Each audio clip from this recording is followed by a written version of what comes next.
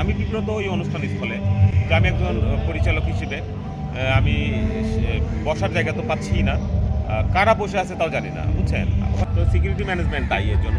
প্রশ্ন করেছেন যে ওরা কারা, আমরা তো কাউকে চিনতে পারছি না। তো সাচিত যে আপনার ব্যবস্থাপনাটা, এই ব্যবস্থাপনার ত্রুটি এটা এফডিসিকে দায়ী করবো আমি, কারণ এফডিসি যথাযথভাবে এটা আয়োজন করতে পারেনি।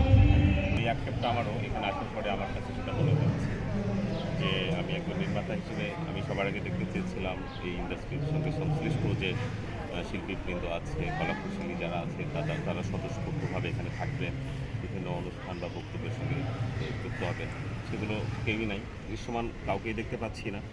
বিশেষ করে আমি বরাবরই একটা জিনিস স্বীকার করি যে শিল্পী মানেই স্বার্থপর। এই কথাটা ইন্ডাস্ট্রিতে আমি যখন প্রথম এসেছি তখনই আমার কাছে এটা অনুধাবন হয়েছিল। যথারীতি আজকের ঘটনা বা আজকের আমাদের জাতীয় দিবস চলচ্চিত্রের জন্য, এই জাতীয় দিবসটাতেও তারা কেউ শ্রদ্ধা জানাতে আসেনি, বা এই ইন্ডাস্ট্রির প্রতি যে তাদের দায়বোধ সেটা নেই সেটা প্রতীয়মান হয়েছে অলরেডি। আমার সবচেয়ে বড় কথা যে আমি যেটা বলতে চাই আপনাদের মাধ্যমে, যে এই স্বার্থপর শিল্পীদের নিয়ে আমি অন্তত পক্ষে কাজ করতে আগ্রহী না, যার ফলে আমি কিন্তু মাঝে মাঝে আমার সিনেমাগুলোতে নতুনদের সুযোগ দেওয়ার চেষ্টা করি। বাট সুযোগ দিয়ে তারা যখন আবার একটু তারকা বনে যায়, তারা কিন্তু আবার এই শিল্পীর রূপ ধারণই করে, যে স্বার্থপর শিল্পীদের মতোই হয়ে যায়। সুতরাং আমরা কাউকে বিশ্বাসও করতে পারি না আসলে। বাট আমি আমার জায়গা থেকে, যেহেতু আমি একজন নির্মাতা, তো নির্মাতার জায়গা থেকে আমার দায়বদ্ধতা অবশ্যই কাজ করে, আবেগ কাজ করে ইন্ডাস্ট্রির প্রতি, হ্যাঁ, যার ফলে আমি এসেছি। যথারীতি বেঁচে থাকলে আবারও আসবো। প্রতিনিয়ত এই চলচ্চিত্রের স্বার্থে, এই ইন্ডাস্ট্রির স্বার্থে, ইন্ডাস্ট্রির মানুষের স্বার্থে যদি কখনো আমার নিজের কাজ, ব্যক্তিগত কাজও থাকে, সেটাকে উপেক্ষা করে হলেও আমি এখানেই আসবো। মানে এসে কি দেখলেন? আমি এসে যেটা দেখেছি খুবই হতাশাজনক। বিশেষ করে আমরা পরিচালক সমিতি বেশ সাজসজ্জিত, সাজানো হয়েছে। আমাদের জায়গা থেকে আমরা যথেষ্ট করার চেষ্টা করেছি, পরিচালক সমিতি বরাবরই সেটা করে।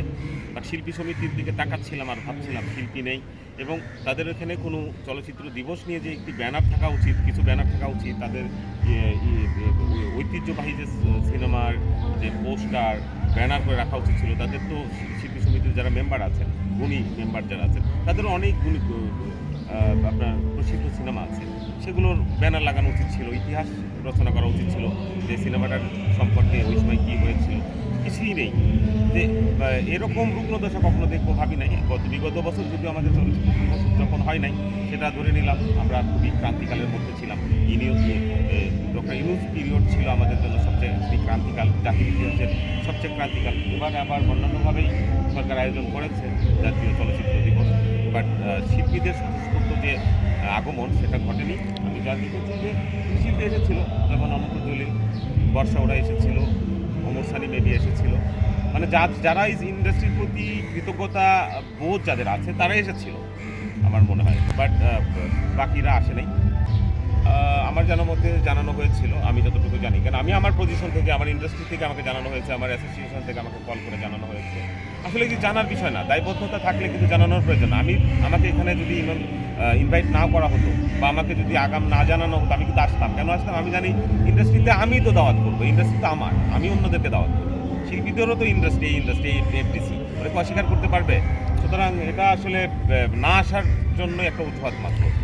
যেহেতু এটা কেপিআইভুক্ত এলাকা, তো এই কেপিআইভুক্ত এলাকাতে বরাবরই দেখি আমরা কোনো পাবলিক, আমরা যখন ইন্ডাস্ট্রিতে কোনো অনুষ্ঠান করতে যাই, আমাদের অনুষ্ঠান, তখন দেখি বহিরাগত। আমি বিব্রত ওই অনুষ্ঠান স্থলে যে আমি একজন পরিচালক হিসেবে আমি বসার জায়গা তো পাচ্ছিই না, কারা বসে আছে তাও জানি না, বুঝছেন। ওখানে দাঁড়িয়ে থাকতে তো নিজের কাছে বিব্রতকর, কারণ আমি ইন্ডাস্ট্রির একজন পরিচালক হিসেবে আমি বহিরাগতদের কাছে দাঁড়িয়ে থাকতে পারি না, চলে আসছি।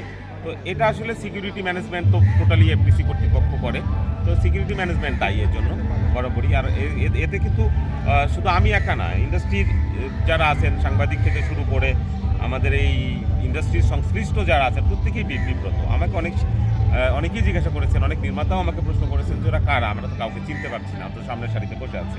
তো এগুলো আসলে হবে না। যদি তারা তথ্য মন্ত্রণালয় কেন্দ্রিক কেউ হয়ে থাকে, আমরা অবশ্যই আমাদের ক্রমবিন্যাস করা উচিত, শ্রেণীবিন্যাস করা উচিত ছিল যে নির্মাতারা এখানে বসবেন, সরকারি কর্মকর্তারা এখানে বসবেন, সেগুলো করা হয়নি।